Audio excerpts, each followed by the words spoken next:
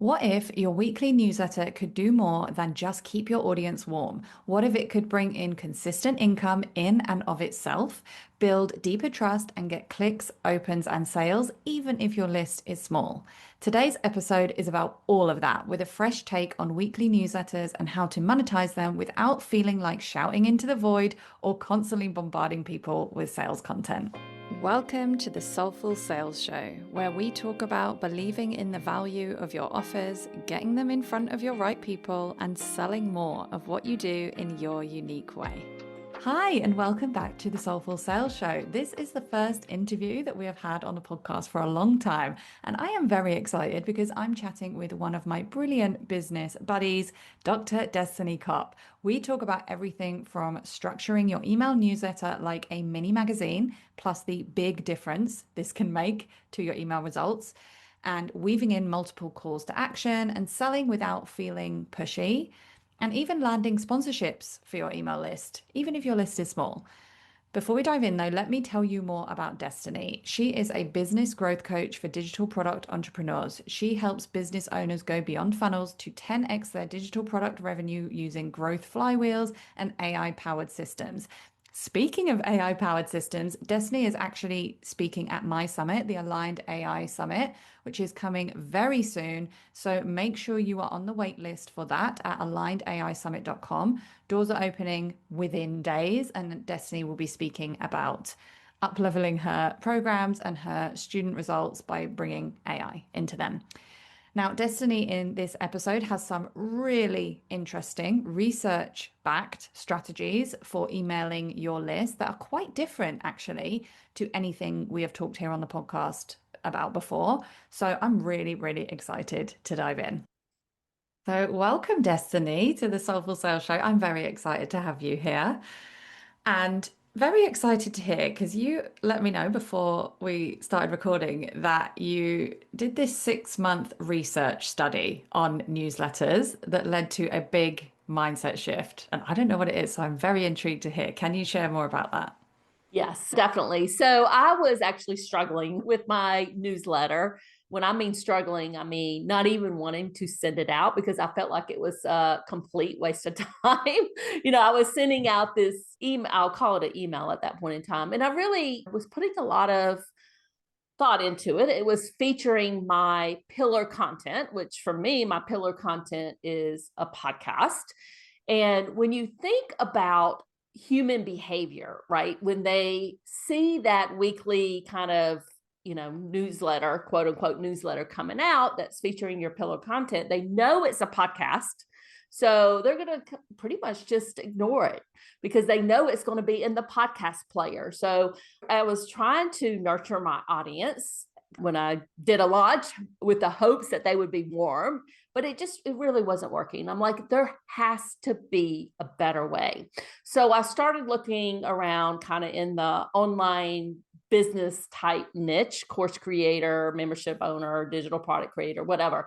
And I really wasn't finding the answers that I was looking for. And I was like, okay, I'm going to basically do a research study. I kind of put my marketing professor hat on. That's what I do. I still teach at the graduate level at a university. And I said, I'm going to do a research study. And that's what I did. And I sat down, and for 6 months, I dove into newsletter and really looked at these newsletter businesses and found that some of these newsletter businesses were selling for millions of dollars. I'm like, okay, they're doing something right that all of us in this online business creator type niche didn't know about.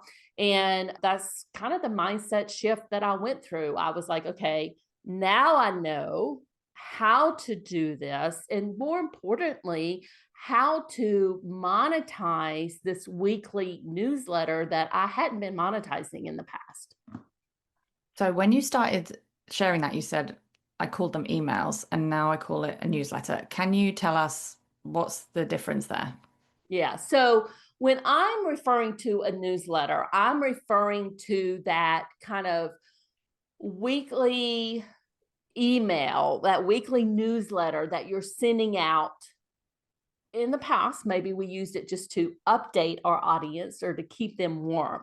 That's what I'm referring to. I'm not referring to any emails that you send out to your audience for launch. So if I do like a live webinar, I'm going to be sending out some emails to get people into that live webinar, and then some launch emails for those folks who may have signed up for that webinar. I'm not referring to that. I'm referring to that weekly newsletter / email that you're sending out to your audience that is to serve multiple purposes. But in my mind, at that point in time, before I started that research product, it really was to keep them warm and to nurture them, to prepare them for when I went to my next launch. So, what makes a good weekly newsletter? So that's a little bit of a loaded question. Yeah. What I was wanting to do was to increase open rates, right? Because I could see open rates going down when you're just sending out an email that talks about your pillar content, and they know that your pillar content is a podcast. They're just going to ignore it and then go listen to that podcast. Because my podcast I've had out there for many, many years, it gets a lot of downloads, but it really wasn't necessary for me to only send out an email featuring that.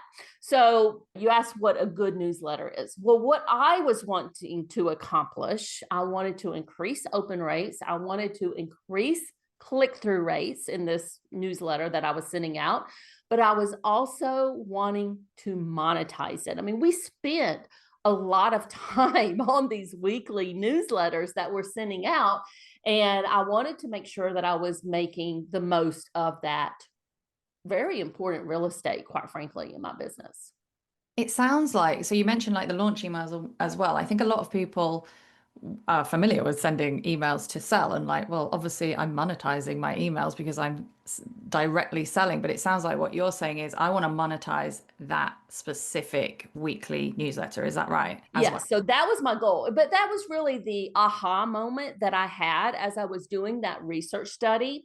These people were basically had set up these newsletter type businesses. Hmm. So they were monetizing this particular newsletter. Now, keep in mind too, they have a little bit different business models than we do. They're a media business, so they're focused on volume there and getting people to clicks. But there was a lot of learnings that I took away from that research study. I'm like, okay, I can apply this to what I'm doing, even though I'm not a big media company like a Hustle or a Morning Brew. There was a lot of things that they were doing. I'm like, okay, I can implement this and start doing this in my business. And we can go into some of those details here too. Yes, I'd love to know because I know there were the kind of these pillars of what you teach your Mhm. own people regarding this. Can you share a bit more about that, like Yeah. how you put together your newsletters Mhm. and then how to monetize them? Yeah. So one of the first things that I started doing, and it actually took me probably, 3 months or more to get this right. One of the first things I started doing was to change how my newsletter was set up. So I looked at those business models, and I really kind of took myself back to like when I was in high school and the Cosmopolitan was going to be delivered at my house or whatever, the Glamour. And I realized, okay, these newsletter businesses are kind of set up like a mini magazine. So when you look at their structure, they're going to have like a heading there, they might have an image there, and then underneath it, they're going to have a content or the content of that particular section in that newsletter. And it kind of took me back to, when I would go in and open up that magazine, and every single week I knew, or every single month I knew, okay, they're going to have that Cosmo quiz that I really loved as a teenager. And I'd go and read it and kind of bookmark it. And so I was like, okay, I need to come up with these really juicy kind of sections, if you would, for my newsletter. So just to give you some example, like in my Creators MBA newsletter, I still have that podcast section in there, right? I still want to highlight my podcast episodes, but I had a lot more. I might have an event section. I might have what you call like a quick tips type section. But my favorite section in my Creators MBA newsletter is my bookmark worthy section. And that's where I really try to have some really, really juicy type of information. So if people open it up, they're like, okay, this is so good. I want to put it in a special Gmail folder. And that's, Ruth, when I knew I was kind of onto something, because I was getting people to like email me back and like, your emails are so good. I started saving them into this special folder because I didn't want to miss them, or I want to go back and review something that you actually said. So that was kind of the first thing that I did. So I kind of looked at the Morning Brews, the Hustles, all of those big newsletter type businesses, and looked at their structure and said, okay, I'm going to start applying that. The other thing that I realized as I was going through this process, I'm like, okay, now I understand why they're setting up their newsletter like that, because it was giving them multiple ways to monetize.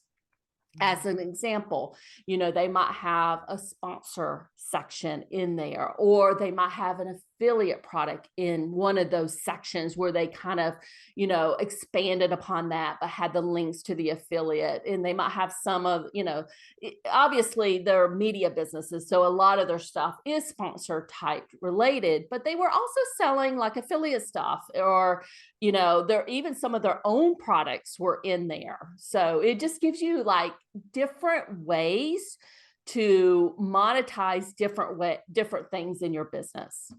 I love that. So the two key things that really stood out to me was when you said making it so good that people actually want to save it to a different Mm-hmm. folder.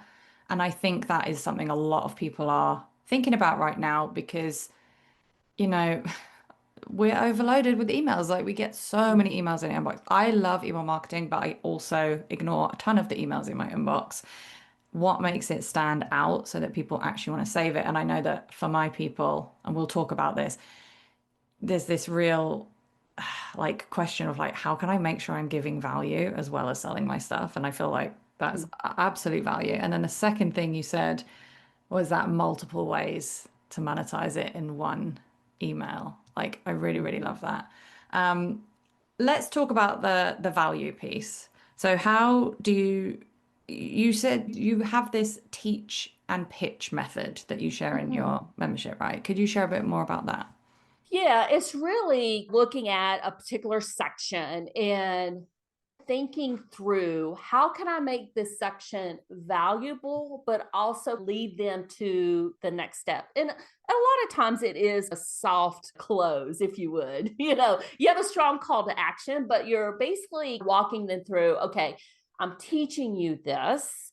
But if you want to take it a step further, I'm offering this. And a lot of times for me, it might be my monthly workshops that I'm doing, maybe in one of my memberships. So I might teach a little bit and saying, okay, if you want to implement this in your business or your world or whatever, here are your next steps. And that again is teaching them and then pitching it, but having that very strong call to action that is very clear. A lot of times, what I will see with folks in their newsletter, they have links in there, but it's just in this blog post link with a link there, and they go into talking about that, but there's no really clear call to action. If you go look at those newsletter media type businesses, companies, they're very, very specific in terms of what they want the reader to go do. There's no like, buried links in there like, you need to click here to get this type thing.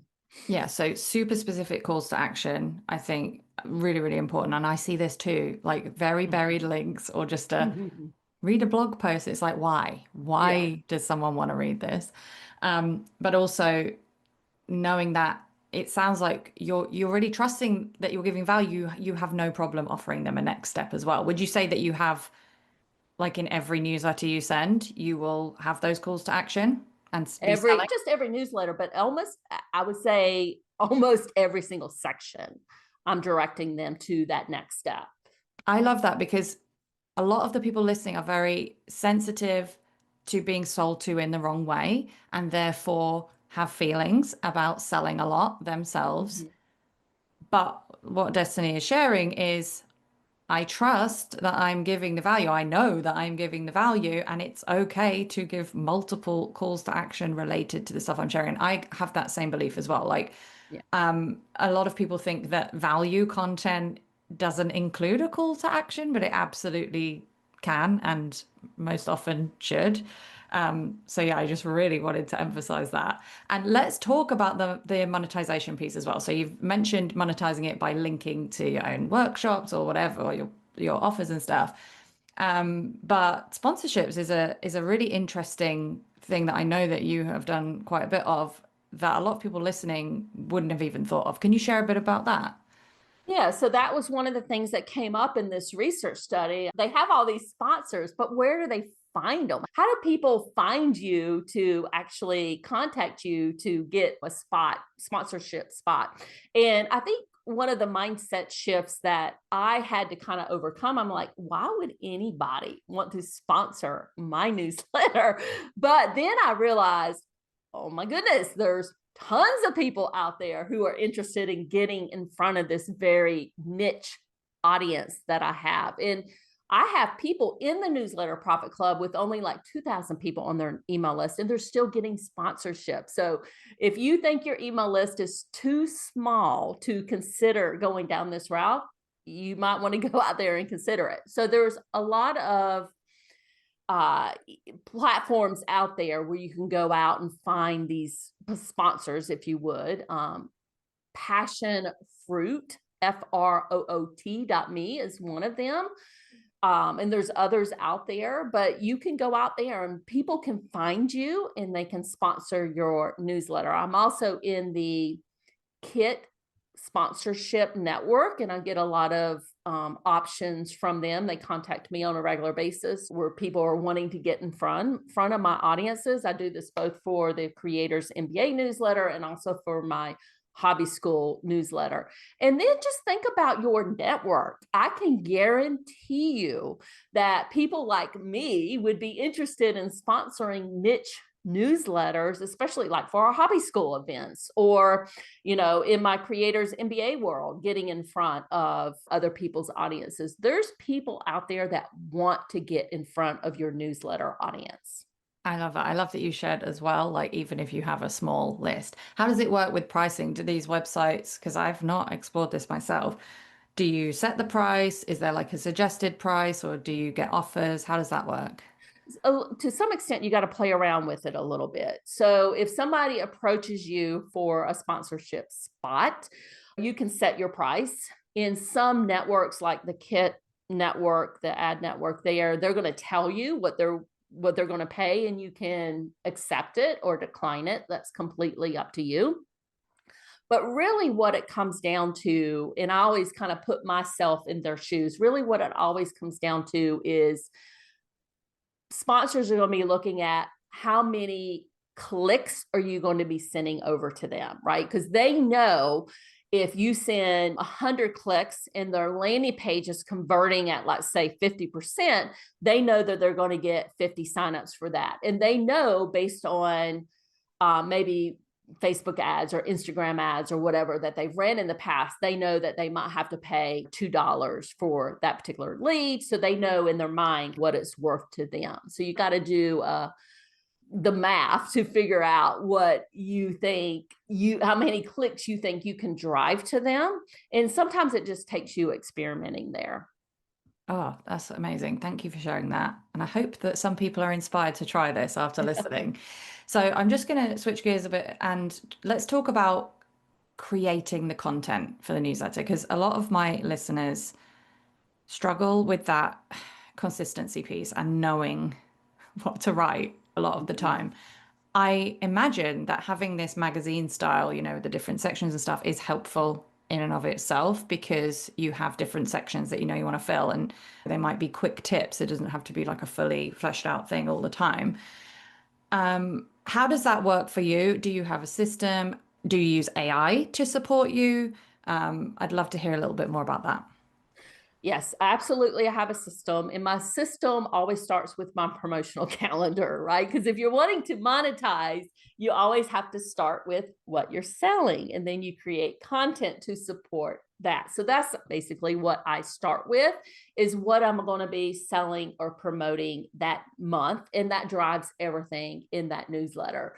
So let's say, and I'll just kind of, think through my last few newsletters with either Hobby School or my Creators MBA. This month, I am promoting setting up your AI dream team in my personal brand. So my last newsletter was all about that, right? I was talking about that, providing value. I had the event section where I talked about my upcoming workshop, kind of led them into, okay, if you want to implement this in your business, here's how you can do it. Had the bookmark worthy section where I went into a lot more detail on that, really giving them a ton of value.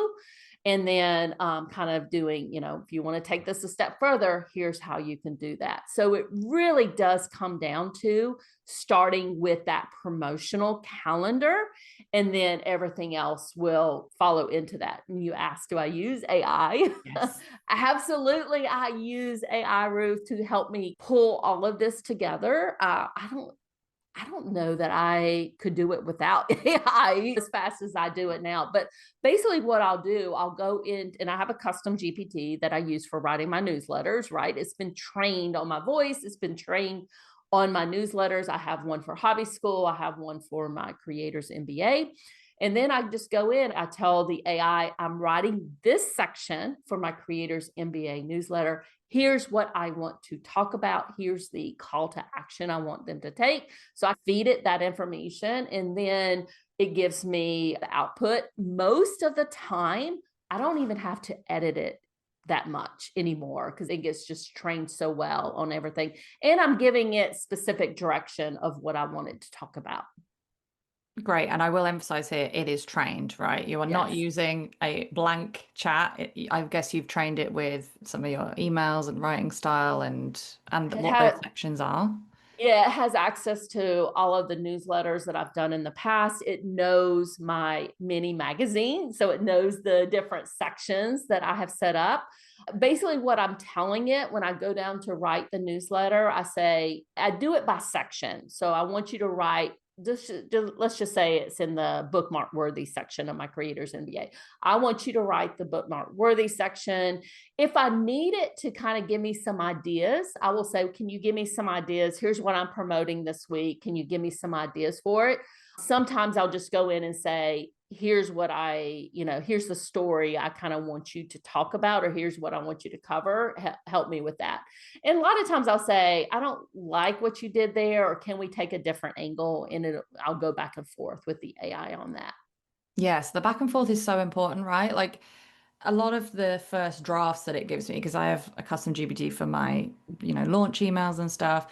So a lot of the time, the first draft is like, it's not quite what I had in mind, or doesn't feel me enough.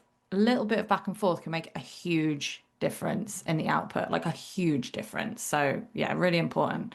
There's so much juicy stuff that you've shared. I really hope that it has inspired people to think about that weekly newsletter. I've been thinking about it for a while actually, because I used to do a weekly newsletter and I haven't. And I've been thinking about it. So you've definitely inspired me.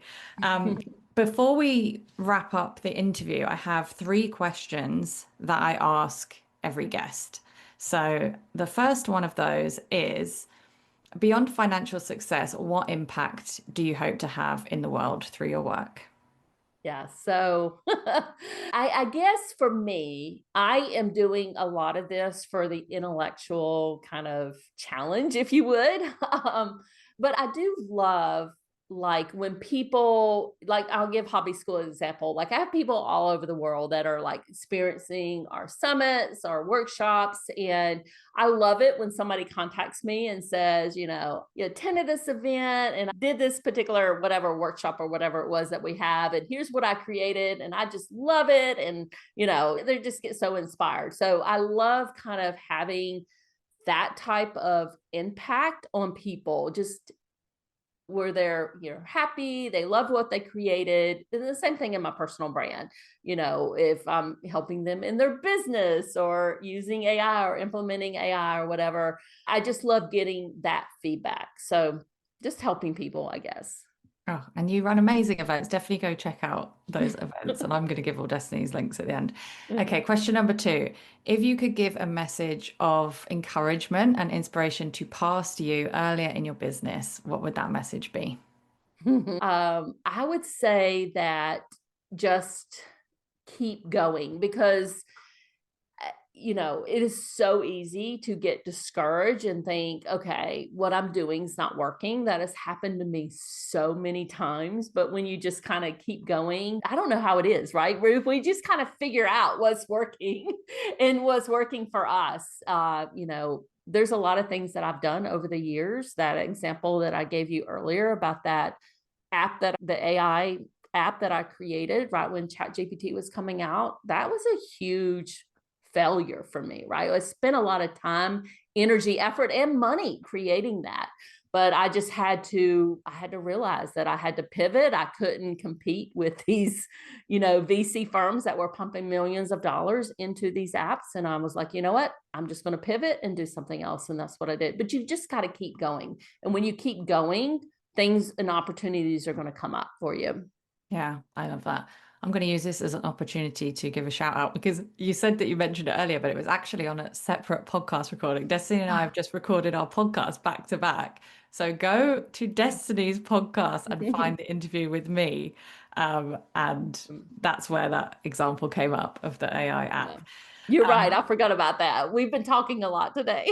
I know, I love it. And finally, what does soulful selling mean to you? So to me, it just means being authentic, truthful, being yourself.